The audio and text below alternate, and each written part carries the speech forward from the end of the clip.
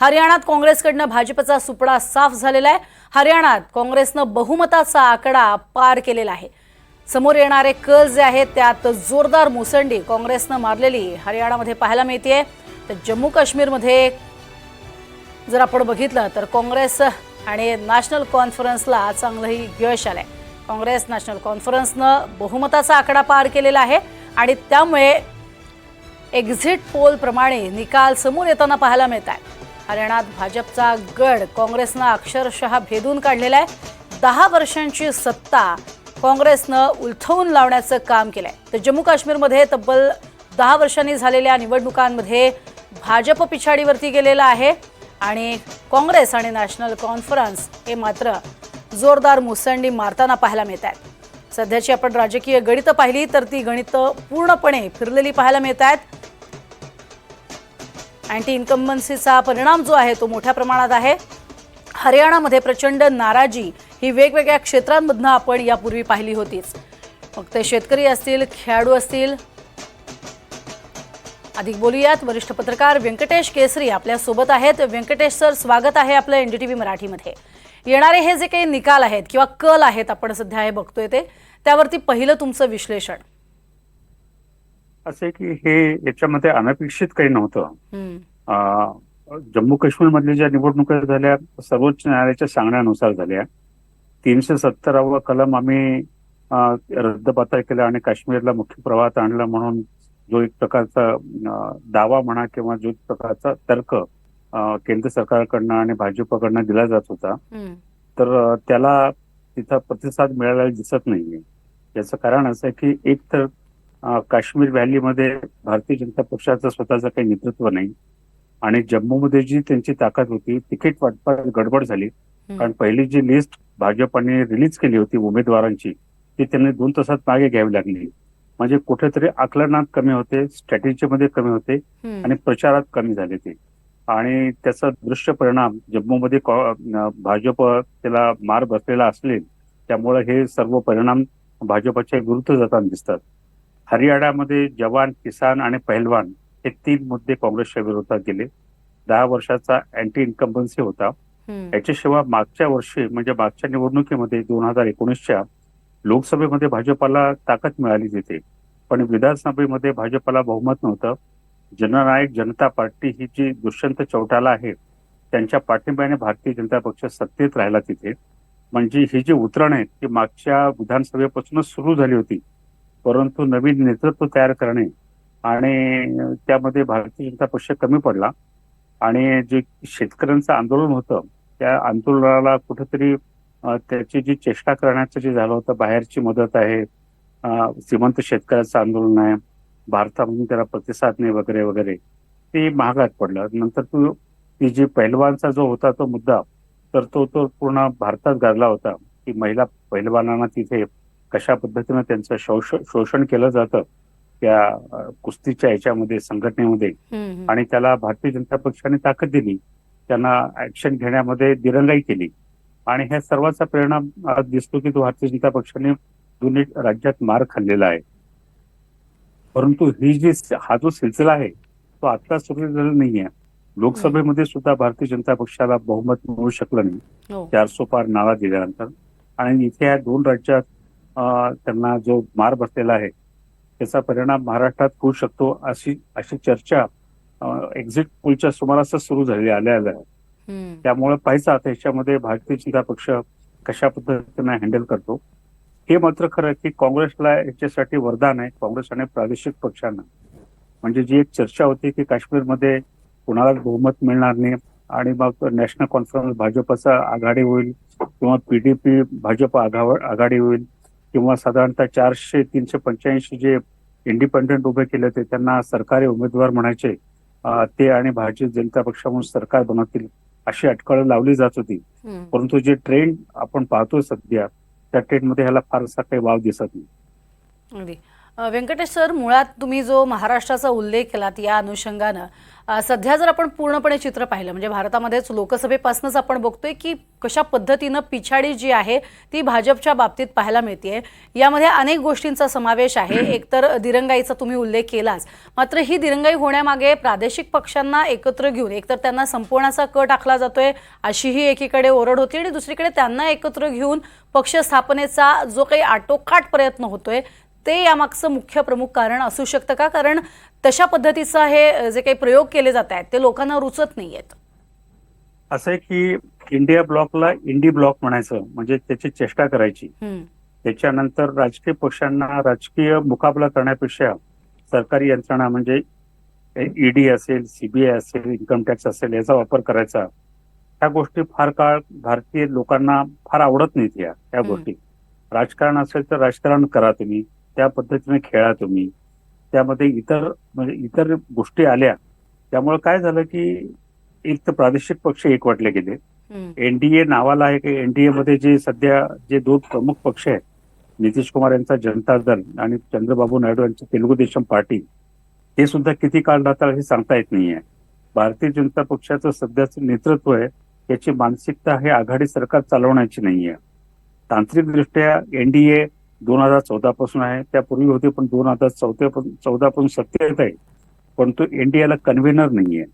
Convener जो करायचा असतो तो प्रादेशिक पक्षातून व्हायला पाहिजे होता, तो झालेला नाहीये. त्यांना महत्वाची प्रमुख खाती नाही मिळाली किंवा ज्या मोठ्या कॅबिनेट कमिटी असतात, cabinet committee on security, economic affairs, political affairs, international affairs वगैरे, याच्यामध्ये कुठेही त्यांना स्थान दिलेलं नाहीये. म्हणजे त्यांना सत्तेमध्ये त्यांना वाटा दिला परंतु त्यांना सन्मान मिळालेला नाही. हा मेसेज असं आहे की कुठे ना कुठे प्रादेशिक पक्षांना जातो आणि काँग्रेस तर 10 वर्षापासून विरोधी पक्षात आहे, तर काँग्रेसला त्याचा फायदा झालेला आहे. बरं व्यंकटेश सर, मुळात एकीकडे आपण बघतो की भाजपच्या दृष्टीने विचार केला तर RSS कडनं म्हणजे तळागाळातनं काम केलं जात असतं आणि ते काही संकेत हे पक्षाला देत असतात, मात्र त्याकडे दुर्लक्ष होतंय अशी जी ओरड होत होती मधल्या काळामध्ये, तेच पुन्हा एकदा अधोरेखित होतंय असं म्हणायचं का? कारण त्यांनी दिलेले संकेत हे पाळले गेले नाहीत आणि त्याचा परिणाम अशा पद्धतीनं या निकालांमधनं दिसतोय असं म्हणता येईल. असं आहे की 2014 पासून तसे RSSचा फार प्रभाव या सरकारवरती नाहीये, मोदी सरकारवरती. नंबर 1. नंबर 2, ज्या कोणी त्यांनी ज्यांनी म्हणजे कसं झालं की चंदीगड महापौराची निवडणूक असेल, महापौर पदाची, तिथे गडबड होणे. दिल्ली महानगरपालिकेच्या स्टँडिंग कमिटीमध्ये तिथे गडबड होणे. नंतर जे लोकनियुक्त म्हणजे जे निवडून आलेले सरकार आहेत तिथे सत्ताधारी पक्षामध्ये तिथले काय म्हणतात त्याला इनफायटिंग किंवा जे असंतोष त्याचा फायदा घेऊन ते पक्ष पाडणे, तोडणे आणि सरकारमध्ये येणे, त्या गोष्टी हे संघाला तशा मान्य असू शकत नाही. आणि भारतीय जनता पक्षाचं जे नेतृत्व आहे त्यांना असं वाटतं की आपण या पद्धतीनं राजकारण करू शकतो. त्याच्यानंतर ऐन लोकसभेच्या निवडणुकीच्या प्रचारामध्ये JP नड्डाने सांगितलं की आता आम्हाला संघाची गरज नाही, आम्ही आमच्या ताकदीवरती उभे आहोत, आम्ही निवडणुका जिंकू शकतो आणि आम्ही सत्तेत येऊ शकतो. या प्रकारे असा एक ब्लंट मेसेज जो म्हणतो आपण तो जर दिला तर संघाने कितीतरी सांगितलं तर संघ स्वयंसेवक किती मनापासून काम करतील हा भाग आहे. आणि मुळात संघापेक्षा लोकांमध्ये तुम्ही काय मेसेज देता. एकेकाळी भारतीय जनता पक्षाची ओळख म्हणजे चाल चरित्र आणि चेहरा बदलण्याची होती, पार्टी विथ अ डिफरन्स असे अडवाणी म्हणायचे. तर त्याचं जे अधःपतन झालेलं आहे त्याचे दणके त्यांना बसतायत आणि हे या पुढच्या काळातही बसतील असे संकेत मिळतात. ते कारण विरोधी पक्षांची चेष्टा करायची, त्याच्यानंतर त्यांना रोजच्या रोज त्यांना प्रतिवाद करायचा. त्यांना म्हणजे मागे नितीन गडकरींचं एक स्टेटमेंट आलं होतं की विश्वगुरूंनी जे आहे ते टीकेला लोकांच्या टीकेला एवढं मनाला लावून घ्यायचं नसतं, त्यातून आपण आपल्यामध्ये सुधारणा करायची असतात. परंतु प्रत्येक टीकेला उत्तर देणे, त्यांचे विरोधी पक्षांची चेष्टा करणे आणि ह्या सर्व गोष्टी ज्या आहेत त्यामुळं की लोकांचं ज्या भावना आहेत त्या भाजप याच्या नेतृत्वाला, मोदी सरकारला यांना कळू शकल्या नाही. आणखीन महत्वाची गोष्ट म्हणजे राज्याचे नेतृत्व अडवाणींच्या यांच्या काळात वाढलं होतं. इथे प्रत्येक राज्यामध्ये नगरपालिकेपासून ते पार लोकसभेपर्यंत मोदी आणि शहा यांचा चेहरा असेल तर नेतृत्व स्थानिक वाढू शकत नाही आणि त्याचा फटका पक्षाला बसतो आणि तो सध्या बसतोय. व्यंकटेश सर, सगळ्यात महत्त्वाचं म्हणजे यामध्ये तुम्ही जसा उल्लेख केलात की हरियाणामध्ये जवान किसान आणि जे खेळाडू होते त्यांचा एक प्रकारे मोठा वर्चस्व राहिलेला आहे या संपूर्ण हरियाणाच्या निकालावरती. म्हणजे काँग्रेसची ज्या पद्धतीनं आगे कूच आपण पाहतो आहोत त्यात ह्या सगळ्यांचा वाटा खूप मोठा आहे. आणि गेल्या काही वर्षांपासून त्यांची जी आंदोलनं होती ती आंदोलनं खूप बोलकी होती, खूप काही सांगणारी होती. या अनुषंगाने जर विचार केला तर काँग्रेसचं यामधलं यश आणि ह्या जवान किसान आणि सगळे खेळाडू यांचं यश याचं कशा पद्धतीनं आपण तौलनिक जे विश्लेषण आहे ते करू शकाल? असं आहे की काँग्रेसकडे तिथे लिडरशिप होती जम्मू काश्मीरच्या हरियाणामध्ये. बीजेपीकडे लिडरशिप नव्हती. 10 वर्षाचा अँटी इन्कम्बन्सी असला तरी काँग्रेसला बीजेपीचं जे एक आकलन होतं की आपण नॉन चार्ट मतांना कन्सॉलिडेट करू, एकत्र करू, ते आकलन पूर्णपणे चुकलं. काँग्रेसकडे हुड्डा यांच्या नेतृत्वात हुड्डा आणि बाकीचे लोक होते आणि त्यामुळे त्यांना नेतृत्व स्थानिक पातळीवरती त्यांना देण्यात यश मिळालं. जम्मू काश्मीरमध्ये नॅशनल कॉन्फरन्स आणि काँग्रेस एकत्र आल्यामुळे तसाही व्हॅलीमध्ये जम्मू म्हणजे काश्मीर व्हॅलीमध्ये आणि जम्मूमध्ये या आघाडीला फायदा झाला. असं आहे की हरियाणामध्ये असं म्हणतात की झूट, फूट आणि लूट हे तिन्ही गोष्टी ज्या आहेत त्या भारतीय जनता पक्षाच्या विरोधात गेल्या. मोदी यांच्या प्रचार सभा पडल्या अशा तिथून बातम्या यायच्या. त्याच्यानंतर म्हणजे प्रचार चालू असतानाच अमित शहाने महाराष्ट्रात येऊन डागडुजी करण्याचा प्रयत्न केला. तो एक प्रकारचा मेसेज होता की आता आपण हरियाणामध्ये फारसं करणे आपल्याकडे काही आता शक्य नाही आहे, जे असेल त्याला फेस केल्याशिवाय पर्याय नाही आहे. या सगळ्या गोष्टी भारतीय जनता पक्षाच्या विरोधात गेलेल्या आहेत आणि त्यापासून हा पक्ष किती शिकतो हे आता तरी काही कळायला त्याचा वाव नाहीये. हा शिकणार आहे की नाही शिकणार आहे की परत आपल्या त्याच 2014 आणि 19च्या लाईनवरती जाईल. विभाजनाची जे पॉलिटिकल आपण जे म्हणतो की डिव्हिजन पोलरायझेशनची जी पॉलिसी असती ती एका निवडणुकीत चालते, 2 निवडणुकीत चालते, पण लोकशाहीमध्ये ती घातक ठरते. कारण लोकशाहीमध्ये तुमचा परफॉर्मन्स, राजकीय पक्षाचा तुमचं काम आणि जनतेमधलं तुमची प्रतिमा याच्यावरती लोकांचं मत बनत असतं. या दोन्ही आघाडीवरती भारतीय जनता पक्ष हा अयशस्वी झालेला आहे आणि हा सिलसिला 2024च्या लोकसभा निवडणुकीपासून सुरू झालेला आहे. या 3-4 महिन्यात भारतीय जनता पक्षाने काही फार प्रयत्न केले असं दिसत नाही. दर 3 महिन्यांनी या पक्षाची नॅशनल काउन्सिलची मिटिंग होती ती झालेली नाहीये. त्याच्यानंतर नेता निवडीसाठी जे पार्लमेंटरी पक्षाची निवड व्हायला पाहिजे ती सुद्धा झाली नव्हती. कुठे ना कुठे नेतृत्व कच खात आहे आणि लोकांसमोर याला घाबरत आहे, हा मेसेज जातो सध्या. बरं, जम्मू काश्मीर मधला जर आपण विचार केला तर पीडीपीनं सुद्धा चांगला जोर लावलेला होता. मात्र सध्या पीडीपीनं घेतलेली पिछाडी सुद्धा खूप बोलकी आहे.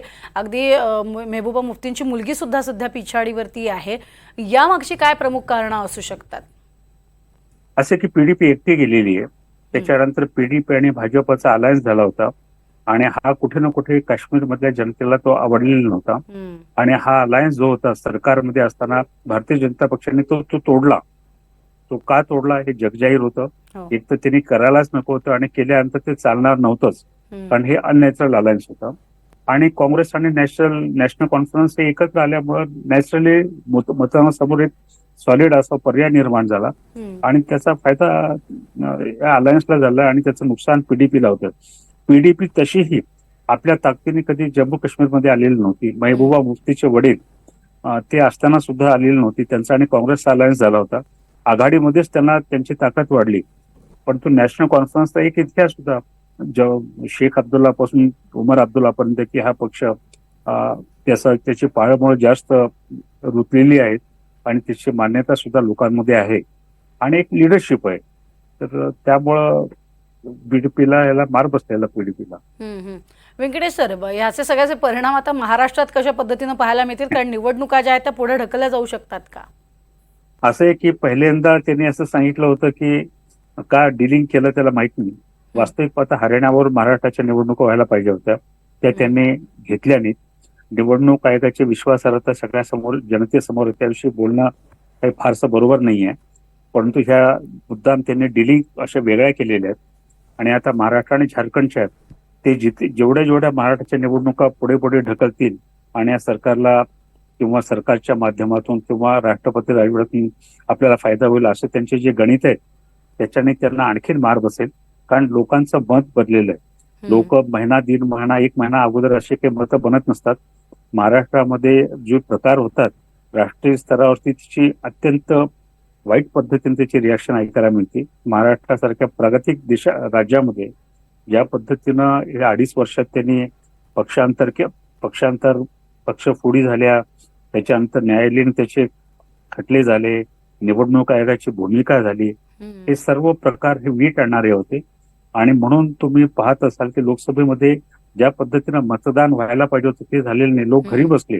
जे भाजपचे मतदार होते त्यांना नको म्हणून ते घरी बसले. त्याचा फटका भाजपला बसलेला आहे. समजा ते आले असते ते विरोध केला असता तर आणखीन जागा त्यांच्या कमी झाल्या असत्या. भारतीय जनता पक्ष पराभवातून शिकायला तयार नाही आणि महाराष्ट्राच्या निवडणुकावर त्यांनी पुढे ढकलल्या तर आपली हार मांडण्यासारखं होणार आहे. त्यांच्यात हिंमत असेल, त्यांच्यात धैर्य असेल तर त्यांनी लोकांच्या समोर गेलं पाहिजे आणि लोकांचा कौल घेतला पाहिजे. नक्कीच व्यंकटेश सर, खूप अतिशय सविस्तर असं आणि विश्लेषण आपण केलेलं आहे आणि बोधपर अशा स्वरूपाचं हे विश्लेषण म्हणावं लागेल. तुर्तास धन्यवाद या संपूर्ण सविस्तर विश्लेषणासाठी.